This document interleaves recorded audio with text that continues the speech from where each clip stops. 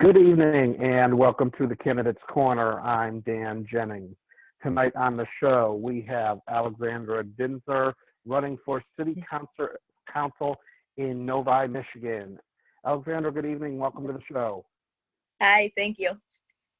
So tell us a little bit about yourself and why you are running for City Council. So I am 29 years old. I've lived in Novi, Michigan my entire life. What led me here really is just the love that I have for my city. I've lived in the same neighborhood, same house, as I said, my entire life. My family has had a business in Novi for 43 years. Actually, it shut down about 6 years ago, but it had been around for over a century. So I have my roots here in Novi. I've been led to get more involved in politics pretty much since I started college, but especially, again, that 2016 election really got my interest sparked and my motivation there. And then I've had some really good, strong people that have worked with me and behind me too. The Oakland County Commissioner, Gwen Markham, is a good friend of mine. And she had been, just kind of putting the bug in my ear to run. And I really thought about it and I decided that now was a good time. So anything else that I guess what else I could say is that my three main talking points are the environment. With my family having that business, really, growing up in that environment, just learning how to respect nature and wildlife and seeing the developments in Novi, how the trees were being cut down and wetlands being put in danger, exotic wildlife and plants, it really, really struck a chord with me and made me motivated to do more. And then another big one for me is diversity. I am part of the LGBT community, and I want to make sure that Novi maintains the programs and overall welcoming culture that they do have already set in place. And I think that we can be doing even more. I'd love to work with other committees on city council and just, come up with new innovative programs and do whatever else I can to make sure that everybody in Novi has a voice, young, old, different ethnicities, different sexual orientations, gender identities, everywhere, anyone few and far between. So, yeah. Okay. Last weekend, we saw children leading our nation and even our world with the climate march. Yes. Do you support children walking out of school to host and to attend these types of events? I do. I work at a high school. I'm a secretary at Farmington High School in Farmington, Michigan. I think that it's a fantastic opportunity for kids to get involved civically, and it's just we're at a time in this society right now that, like I said, everybody's voice needs to be heard. And I think that if we can give kids an opportunity to take a stand like that, I think it's awesome. So, yeah. Can you tell us one progressive program that you would like to bring to your city that is not currently in place? So the one idea that I had as far as diversity is we do have some protection for minority employees as far as discrimination and everything like that. But I would like to make sure that we can get a human rights ordinance passed in Novi. And there have been former and current city council members. One in particular is on city council right now that have tried to get this passed before. She did not succeed, unfortunately. But I would love to work with her. Her name's Kelly Breen. I'd love to work with her and others to make sure that happens, because I think it's very important. And I had been involved in Royal Oaks. I think it was called One Royal Oak. It was their campaign for a human rights ordinance, and they did pass that. I canvassed for them when they were doing that. So I feel like I could get it done. So, yeah. Okay, I'd like to expand a little on that, if I may. Your city as of 2011, had almost 16% of its population was Asian, and you also had almost 2,500 Japanese residents, giving it the largest Japanese population of any Michigan municipality. Yes. Given the current climate, immigration, and ICE-related raids, and the fact that most people in the country illegally overstay their visas, what is your position on whether the city would or should work with ICE should they come knocking? I mean, my position is that I'd rather us be a sanctuary city than to work with ICE. In my opinion, it's craziness what's going on with all of the deportations. And I think instead of deporting people that have a right to be here, that have, unless they're criminals, I think that right now we're going after the wrong people. So I'd rather us become a sanctuary city than work with ICE. I think that's all I could really say on that. Okay. Novi is home to some of the region's largest healthcare systems.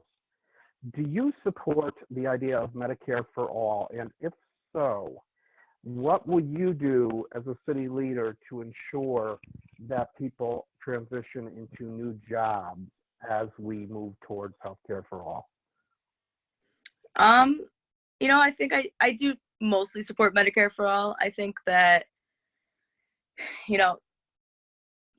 I should say I do think that we do need some private healthcare. So I think I'm kind of like in that population that wants a little bit of working with the healthcare companies to provide affordable healthcare in that sense, and then Medicare more open to people. I don't necessarily know if Medicare for everybody is the answer, and I'll be totally honest, because it's a little above my the realm of my of what I'm running for. I don't have that answer in my in my bank waiting to answer, but just from what I've been involved in. Understood. The only reason I ask is because you have a lot of people in that region and probably in your city who depend on the healthcare industry for jobs. Oh, for sure. Yeah. I mean, I myself depend on it too. I have back issues, so I constantly am needing chiropractor things. I've had physical therapy 3 times. So I understand that. As I said, I think that my position on it is Medicare and Medicaid made more available to people, and more healthcare providers opting into that. And then, having the Affordable Care Act, having that expand and more in place.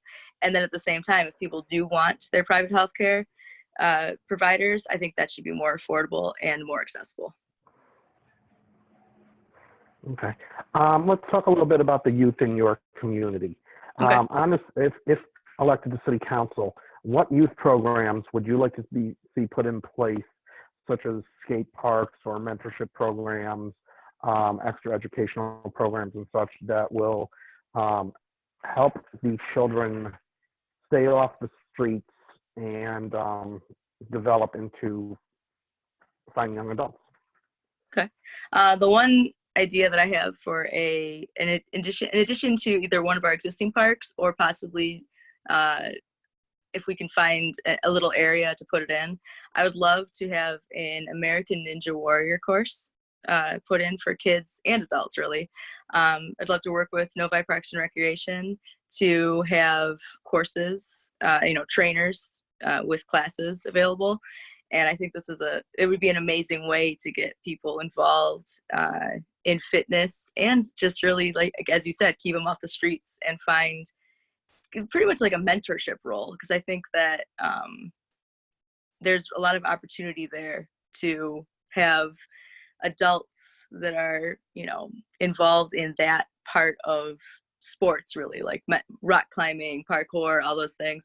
If they're able to mentor younger kids on these courses, I think it'd be a really, really different and cool opportunity for Novi to be involved in. Okay. One final question about taxes. Okay. A lot of communities come up with pilot taxes and such tax breaks to bring in businesses Tax locally. payments.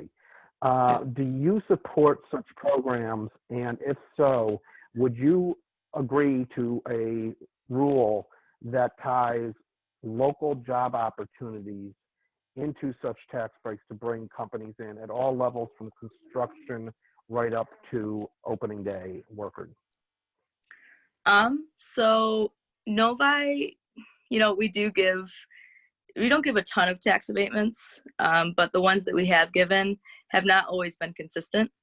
And that's something that has been a pretty big discussion in the city as of recently. But I feel that tax abatements are good when that company is going to give something, back to the community that is substantial.